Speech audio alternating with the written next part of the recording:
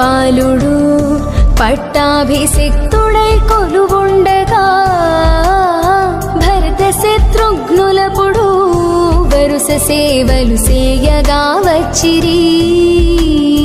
మారుతాత్మజులప్పుడు